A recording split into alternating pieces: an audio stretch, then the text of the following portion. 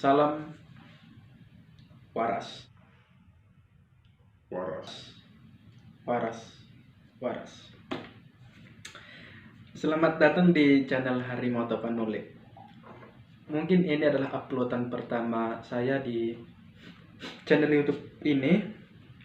Saya ambil dari nama Harimau Tapanuli bahwa saya itu berasal dari, bisa dibilang dari Tapanuli lah gitu. Saya seorang Batak bermarga Silaban.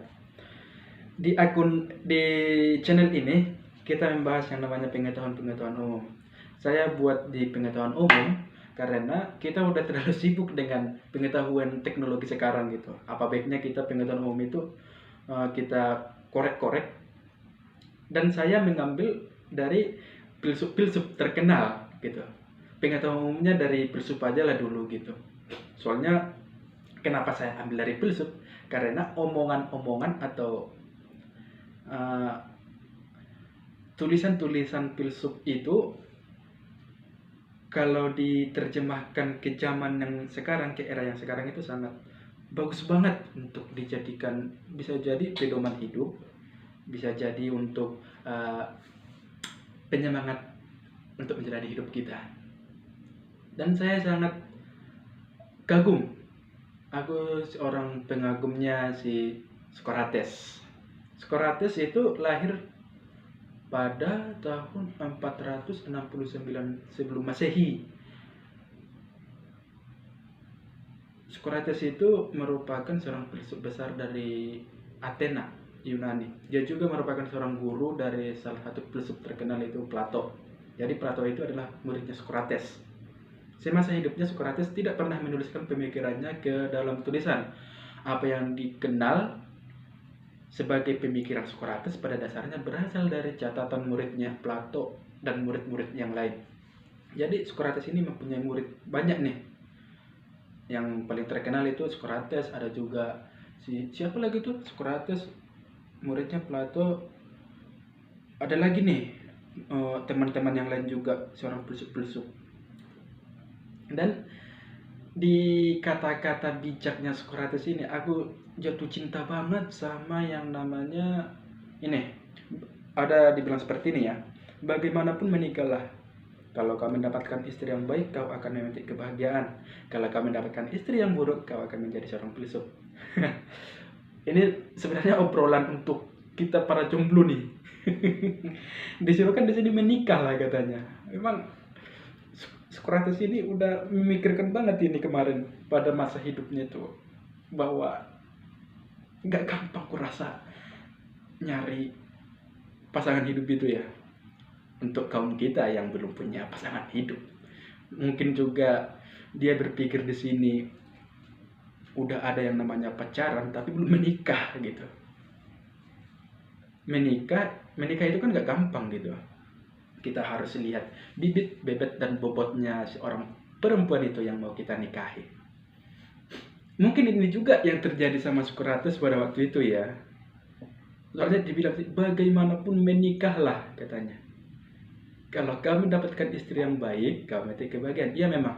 Kadang kita nggak menikah atau kita mempunyai seorang pasangan hidup atau mempunyai seorang pacar, kita itu selalu melihat dulu apakah ini nanti istriku yang baik gitu.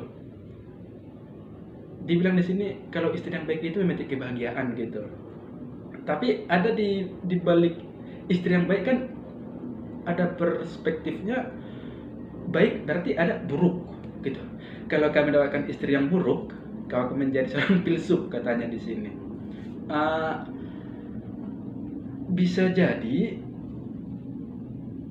si Socrates ini, kalau kita lihat nih, dia kan filsuf, berarti dia mendapatkan istri yang buruk, bukan istri yang baik. Wah, ini sungguh pantas jadi acuan buat kita sih sebenarnya. Jadi diajari di sini kita jangan terlalu berpikir panjang tentang sebuah pilihan itu untuk seorang yang kita jadikan sebagai pasangan hidup. Jangan terlalu banyak kita berpikir, oh ini baik gak, ini buruk gak nanti, ini kayak mana gak. Kalau dari tulisan Socrates ini kita banyak belajar gitu. Dia mendapatkan, aku bisa memastikan bahwa istrinya Socrates itu adalah seorang yang buruk. Karena dibilang sih kau akan menjadi seorang filsuf katanya. Berarti dia punya istri yang buruk. Mungkin istrinya itu ya bisa jadi seorang penjudi gitu, bisa jadi seorang pemabuk, bisa jadi seorang yang gak bagus untuk keluarga Socrates, entah mertuanya gitu. Bisa jadi seperti itu kan. Soalnya buruk gitu. Tapi seorang istri yang buruk sekalipun bisa melahirkan seorang filsuf terkenal, bahkan tersohor di dunia ini. Aku berpandangan memang Tuhan itu maha adil gitu. Tuhan itu maha adil dalam artian walaupun kita dijodohkan sama orang yang menurut kita nggak baik nih, tapi di baliknya itu semua pasti ada rencana-rencana atau rancangan Tuhan itu yang bisa mengubah hidup kita. Tapi ada baiknya juga sih kita memilih-milih juga sebenarnya. Mungkin ini pandangan Socrates pada waktu itu, pada zamannya itu.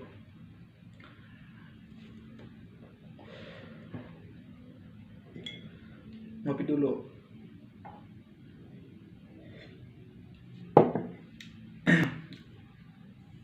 Jadi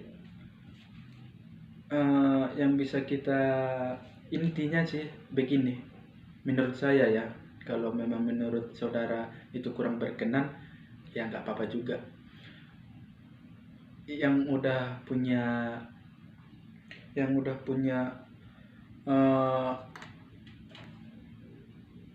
pacar atau udah punya pasangan hidup lah misalnya,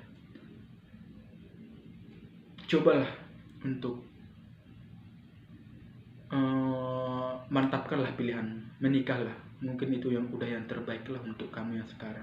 Mau gimana pun teman-temanku, kalau kita terlalu lama pacaran, ujung-ujungnya nanti kita yang berdosa juga. Ada sebuah lirik lagu seperti ini, yang terbaik adalah menikah, jangan dekati zina. Yang namanya kita itu pacaran, pasti kita rentan sama yang namanya itu zina. Kenapa saya bilang seperti itu? Kita udah sama-sama tahu zina itu jangan dulu lah dibilang untuk tindakan asusila banget, yaitu berhubungan badan misalnya. Tapi yang aku bilang di sini,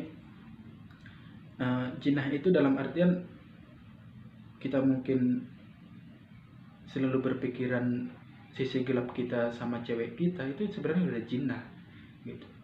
Makanya solusi utamanya sih menikah. Kalau memang udah mantap, kalau memang udah saling percaya, ya pinang aja lah gitu. Jangan sampai yang namanya perzinahan itu terus berkembang, ya jadi batu sandungan bagi keluarga, bahkan bagi hidup kita. Jadi mantapkan pilihanmu, walaupun sekarang aja. Buat kalian yang udah punya istri, kalaupun istri kalian itu buruk perilakunya segala macam lah gitu, syukuri aja, itu yang terbaik untukmu. Ingat kata Socrates, kalau kamu dapatkan istri yang buruk, kau akan menjadi seorang filsuf. Socrates mempunyai istri yang buruk, dia menjadi seorang filsuf, terkemuka kok dia. Gak jadi alasan banget istri yang buruk itu menjadikan kita itu makin terpojok dan mati sekalipun. Jadi tetap syukuri, tetap semangat, salam waras.